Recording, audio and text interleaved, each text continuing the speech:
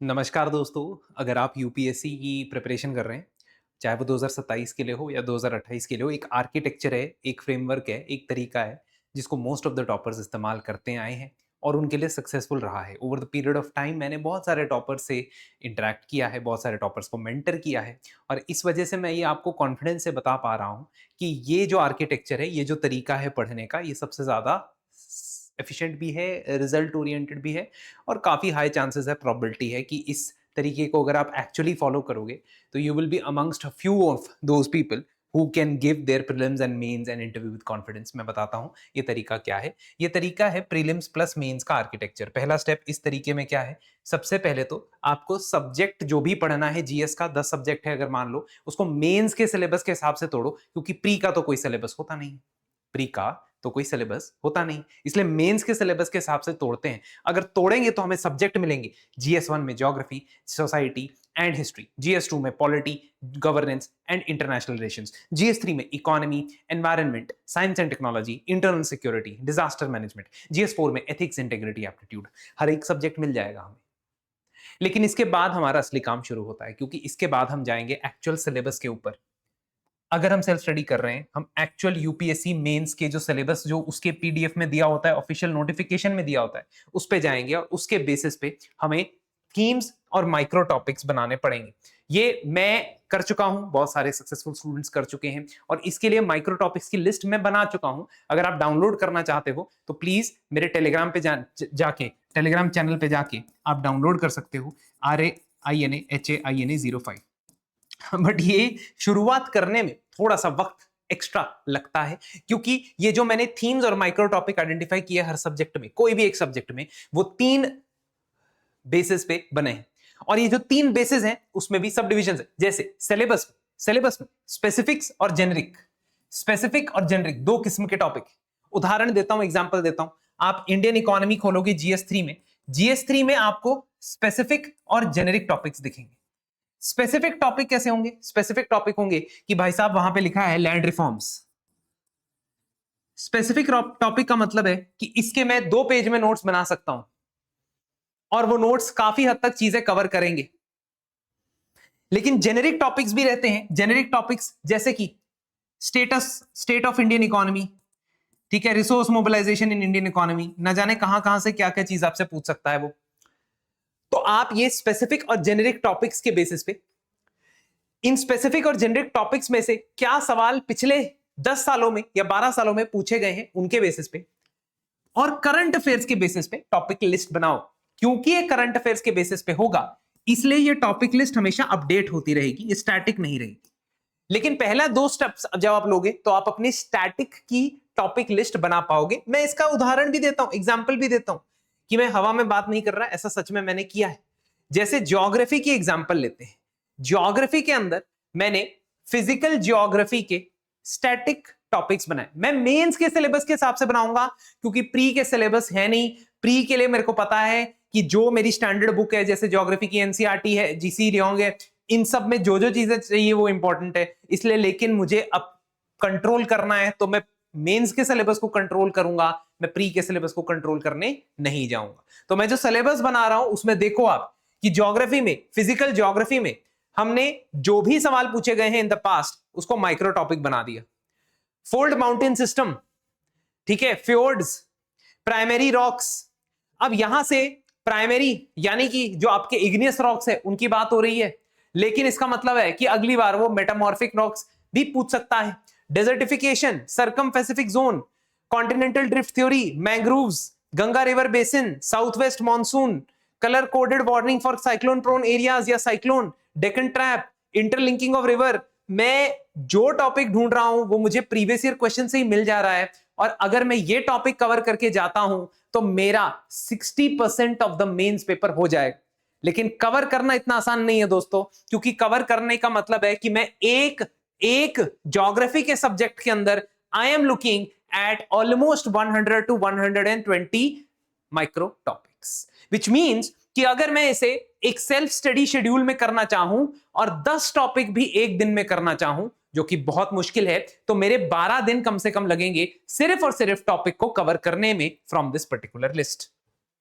This list I have prepared and I have shared with my students who are my mentees, जो mentorship group में मेरे साथ attached हैं। लेकिन उससे पहले मैं आपको बताना चाहता हूं कि ये लिस्ट थोड़ी सी डायनामिक इसलिए हो जाती है क्योंकि करंट अफेयर्स के एस्पेक्ट्स इसमें कवर होते रहते हैं, और बहुत करंट अफेयर्स है हर सब्जेक्ट में। लेकिन कुछ सब्जेक्ट में करंट अफेयर्स ज्यादा रेलेवेंस रखते हैं क्योंकि उनकी फ्रीक्वेंसी ज्यादा होती है। एंड फ्रीक्वेंसी से मेरा मतलब है कि प्रीलिम्स में जो सवाल पूछे जाते हैं उनके नंबर भी करंट अफेयर्स के कॉन्टेक्स्ट में बहुत ज्यादा होते हैं, एंड उनकी न्यूज आइटम्स भी बहुत ज्यादा होती हैं। ऐसे मेरे दोस्तों तीन ऐसे बड़े बड़े सब्जेक्ट हैं जिसको हम नाम देते हैं इकोनॉमी, जिसको हम नाम देते हैं साइंस एंड टेक, जिसको हम नाम देते हैं एनवायरनमेंट। ये ऐसे तीन बड़े सब्जेक्ट है दोस्तों जिसमें करंट अफेयर्स का वॉल्यूम भी ज्यादा होता है, उसकी फ्रीक्वेंसी भी ज्यादा होती है। इसलिए इन सब्जेक्ट्स पे करंट अफेयर्स ज्यादा एम्फेसाइज किया जाता है, इसलिए जीएस 3 का पेपर ज्यादा मुश्किल आता है, इसलिए जीएस 3 में नंबर कम आते हैं।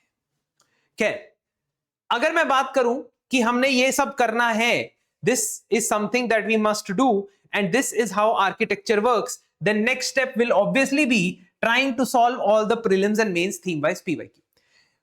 खुशकिस्मती से ज्योग्राफी में हमने बड़ा कदम उठा लिया है कि ज्योग्राफी के पिछले 10 साल के प्रीवियस ईयर क्वेश्चंस हमने मेंस के नॉट प्री के, मेंस के क्वेश्चंस हमने 12 साल के, इनफैक्ट 2013 से लेकर 25 तक 13 साल के क्वेश्चंस मैम ने डिस्कस किए हैं और उनके सॉल्यूशंस भी अवेलेबल है। बट इन सब चीजों के साथ साथ आपको चाहिए direction. Direction means that once you write your half length test and full length tests, once you write your answers from daily answer writing, you will get, or you need, is a one-to-one guidance and feedback which I am there to provide you in the GS mentorship batch 2। ये GS mentorship batch 2 हमारा 15 जुलाई से ही start हुआ है। आज क्या date है भाई? आज जब मैं वीडियो रिकॉर्ड कर रहा हूं 16 जुलाई है। आज इसका डे 1 था। डे 1 के अंदर मैंने स्टूडेंट्स को बताया, इंट्रोड्यूस किया कि ज्योग्राफी कैसे पढ़नी है in a detailed 1.5 long lecture. And that was not just a lecture on अरे ये पढ़ लेना, वो कर लेना, ऐसे कर लेना, नहीं। एग्जैक्ट आर्किटेक्चर जैसा मैं आपको समझा रहा हूं, एग्जैक्ट प्रीवियस ईयर क्वेश्चंस के आधार पे, प्रीलिम्स के, मेंस के आधार पे उनको गाइड किया गया है। और यही चीज अगर हम फिक्स शेड्यूल के साथ करने निकले, अगर हम फिक्स शेड्यूल के साथ करने निकले कि ज्योग्राफी को हम 18 दिन दे रहे हैं तो 18 ही दिन देंगे, अगर हम एथिक्स, इसके बाद हमारा एथिक्स होगा मान लो, तो एथिक्स को हम 26 दिन देंगे तो 26 दिन ही देंगे। This has to be incorporated, ingrained in each and everyone's mind who is becoming my mentee, and that is something which I am planning and executing. In fact, for the first batch I have executed one subject, so the next batch I am going to execute geography. ठीक है, starting from geography we'll complete all the subjects by February, so that February, March, April, May आपको बिल्कुल भी mains की तैयारी ना करनी पड़े, और प्रीलिम्स लिखने के टाइम पे या प्रीलिम्स लिखने के बाद आपका सारा फोकस सिर्फ मेंस के टेस्ट्स लिखने पे हो।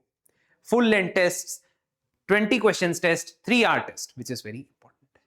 तो आपको कोई भी जानकारी यदि इस पर्टिकुलर प्रोग्राम के बारे में चाहिए तो आप हमारी वेबसाइट पे जाके चेक कर सकते हो, www.sleepyclasses.com।